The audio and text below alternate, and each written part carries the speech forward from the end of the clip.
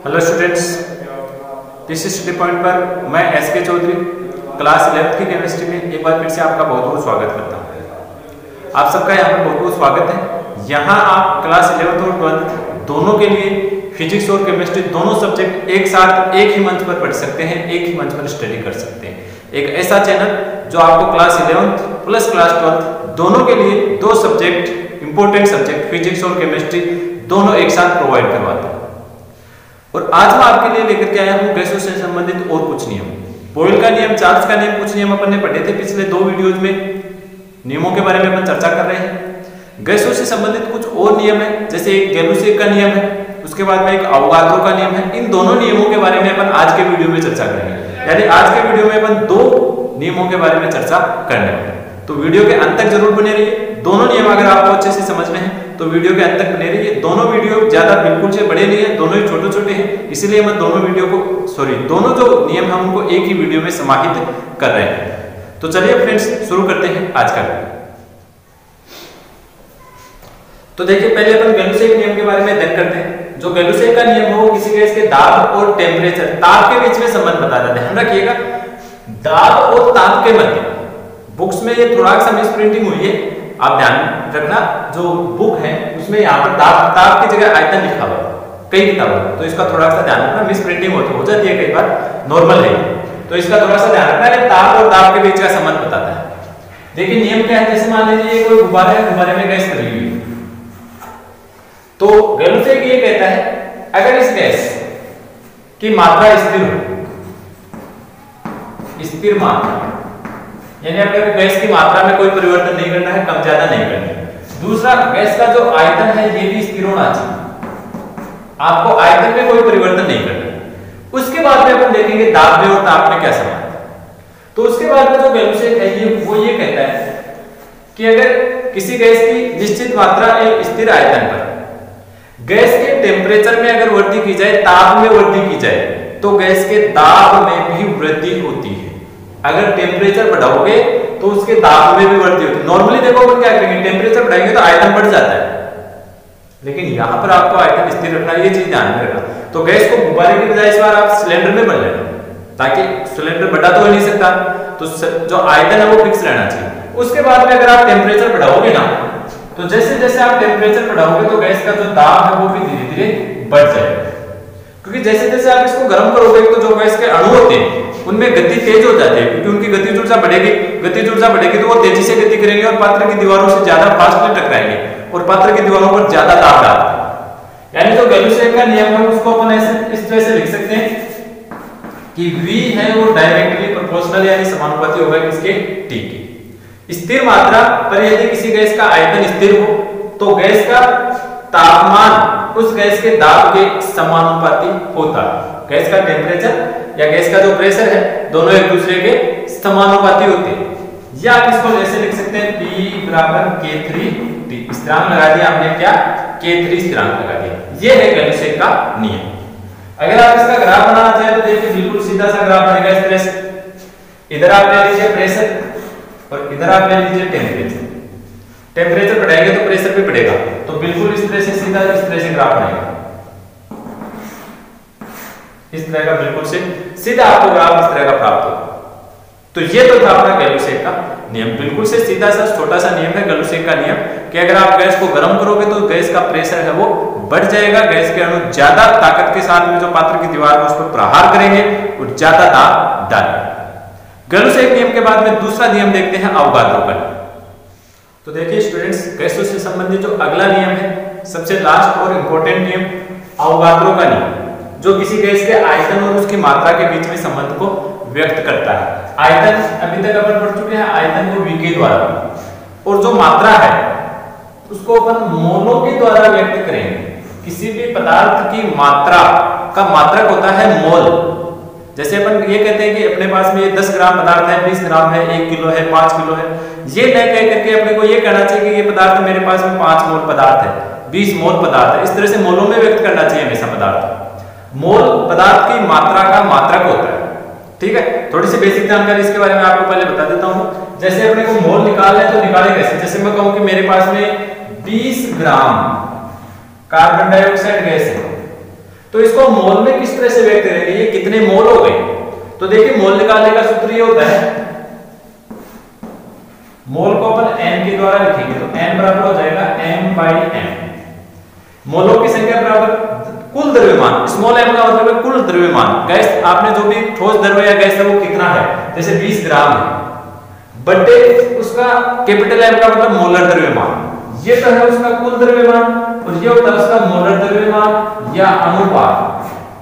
जैसे अपन 20 ग्राम CO2 इसके मोलों की संख्या निकालें तो किस तरह से निकालेंगे, कितनी CO2 आपके पास है उसका द्रव्यमान 20 ग्राम बट्टे CO2 का अनुपात।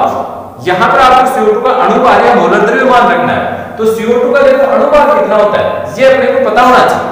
कैसे पता होना चाहिए, अपन चाहते हैं कार्बन का द्रव्यमान होता है 12, ऑक्सीजन का द्रव्यमान होता है 16, जोड़ देंगे ऑक्सीजन 2 है, दोनों ऑक्सीजन का द्रव्यमान 16 यानी कितना हो गया 44 हो गया ना। ये लीजिए CO2 का जो अनुपात होता है वो 44 होता है। तो 20 ग्राम CO2 के मोलों की संख्या आप ऐसे निकालेंगे 20/44। किसी भी पदार्थ, जैसे मैं कहूं कि मेरे पास में 9 ग्राम H2O है तो इसके मोल कितने होंगे, इसका द्रव्यमान बटे H2O का अनुपात। H2O का अनुपात देखो कितना होता है, हाइड्रोजन का होता है 1, 2 हाइड्रोजन है तो 1 + 1, ऑक्सीजन का 16 यानी 18। तो ये अपने पास में आधा मोल है, H2O का आधा क्या हो गया मोल हो गया। इस तरह से अपन मोलों की संख्या निकाल सकते हैं small m upon capital N के द्वारा।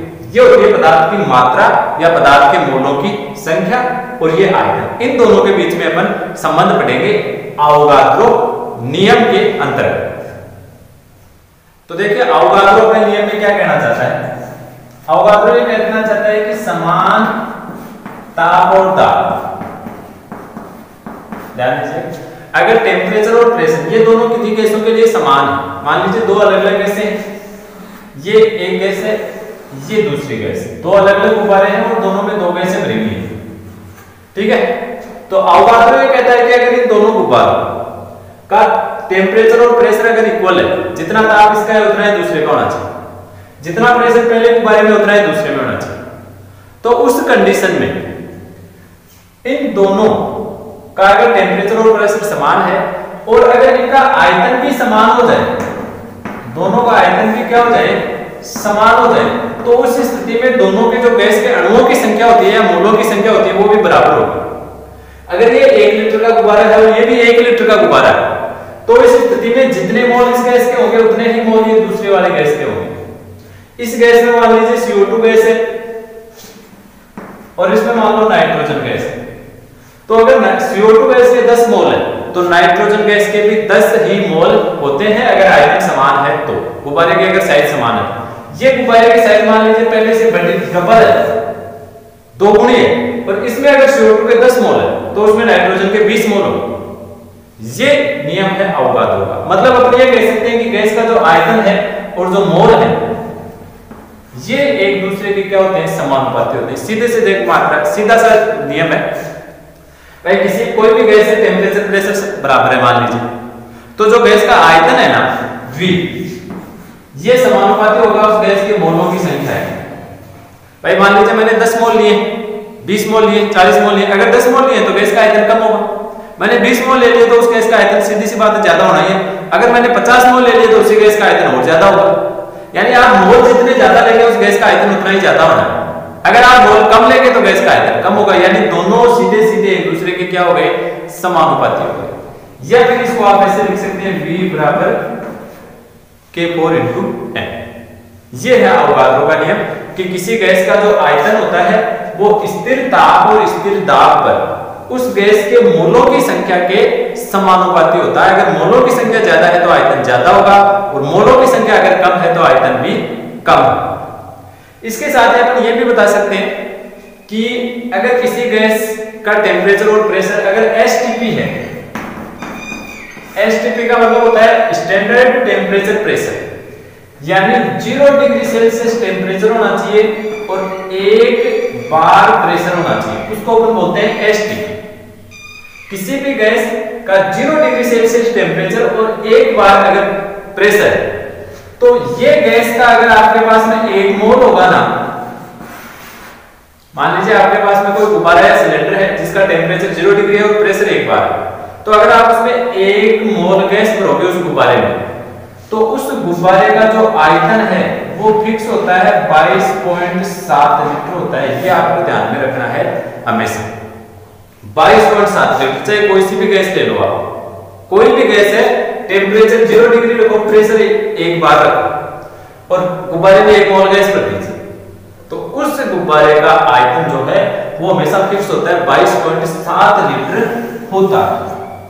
प्लस दूसरी इंपॉर्टेंट चीज, ये ध्यान में रखनी बहुत इंपॉर्टेंट काम की चीज है। दूसरी इंपॉर्टेंट चीज, ये जो 1 मोल गैस है, इस गैस के अणुओं की संख्या ये भी फिक्स होती है 6.02 × 10⁻23। उस गुब्बारे में गैस के इतने अणु होंगे, चाहे कोई सी भी गैस है, वो कार्बन डाइऑक्साइड है, ऑक्सीजन है, नाइट्रोजन है, कोई भी गैस हो जाए, उस गुब्बारे में गैस के इतने अणु होंगे 6.02 × 10⁻23। इसको अवोगाद्रो संख्या, नंबर ऑफ अवोगाद्रो, Na के द्वारा व्यक्त करते हैं और ये अवोगाद्रो स्थिरांक भी कहलाता है। ये संख्या भी अपने को ध्यान में रखनी है।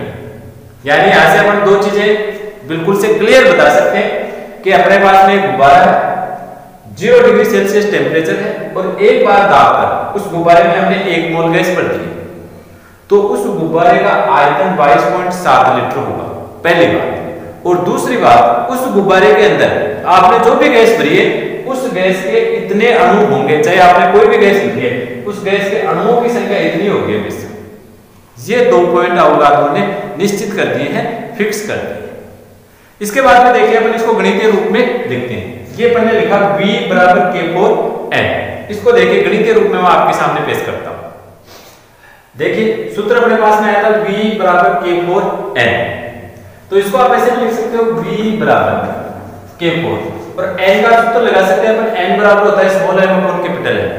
तो इसको मैं ऐसे भी लिख सकता हूं m/m, इस तरह से भी लिख सकते हैं। या फिर यहां से देखिए मैं थोड़ा सा इसको पक्षांतर करके इसको इस तरह से लिख लूं, इस v को अपन इधर ले आए पक्षांतर करके और कैपिटल M को इधर ले आए, तो ये बन जाएगा m बराबर K4, कैपिटल M को इधर ले लिया बाय v को ले लिया मैंने इधर, इसको इस तरह से लिख सकते हैं। इस तरह से अपन ने इसको देखो क्यों लिखा है, m/v क्यों किया है, द्रव्यमान बटे आयतन, क्योंकि ये सूत्र होता है घनत्व का, घनत्व बराबर होता है द्रव्यमान बटे आयतन। तो इस m/v की जगह पर फिर मैं क्या लिख सकता हूं, d लिख सकता हूं, यानी m = K4d। तो यहां से एक नया पॉइंट निकल करके अपने सामने हो रहा है कि किसी गैस का अणु भार या उसका मोलर द्रव्यमान उसके घनत्व के भी समानुपाती होता है। किसी गैस का जो अणु भार होता है या उसका मोलर द्रव्यमान, वो उस गैस के घनत्व के क्या होता है, समानुपाती होता है। यानी गैस का घनत्व अगर ज्यादा होगा तो उसका अणुभार ज्यादा है, अगर गैस का घनत्व कम है तो अणुभार भी क्या होगा, कम होता है। यहां से एक नया पॉइंट निकल करके अपने सामने है। तो ये था अवोगाद्रो नियम के कुछ महत्वपूर्ण पॉइंट्स। तो आज के वीडियो में अपने फ्रेंड्स दो नियम पढ़े हैं, गैलुसेक का नियम और अवोगाद्रो नियम। दोनों नियम आपको कैसे लगे हैं, किस प्रकार के समझ में आए हैं, आपको कहां पर कोई त्रुटि रही है, कोई पॉइंट नहीं समझ में आया, वो हमें कमेंट करके जरूर बताइएगा। गैसों से संबंधित पिछले 3 वीडियो में हमने 4 नियमों के बारे में चर्चा की है और नेक्स्ट वीडियो में हम एक आदर्श गैस समीकरण, आदर्श गैसों के बारे में पढ़ेंगे, जहां पर इन चारों नियमों को अपन समेट करके और एक साथ आपके सामने प्रस्तुत करूंगा। तो अगला जो नेक्स्ट वीडियो आए उससे पहले अगर आपने पीछे वाले वीडियो नहीं देखे हैं तो वो देख करके तैयार हो जाइए, क्योंकि नेक्स्ट वीडियो में पीछे वाले तीनों वीडियो के जितने भी नियम हैं, गैसों के 4 नियम, उन सबको हम समेट करके आपके सामने एक साथ प्रस्तुत करेंगे और एक नई समीकरण बनाएंगे, आदर्श गैस समीकरण। आज के वीडियो में फ्रेंड्स इतना ही। वीडियो आपको कैसा लगा ये कमेंट के द्वारा हमें जरूर बता दीजिएगा। वीडियो अगर अच्छा लगा है तो एक लाइक जरूर कर दीजिएगा। आज के वीडियो में बस इतना ही। धन्यवाद। जय हिंद।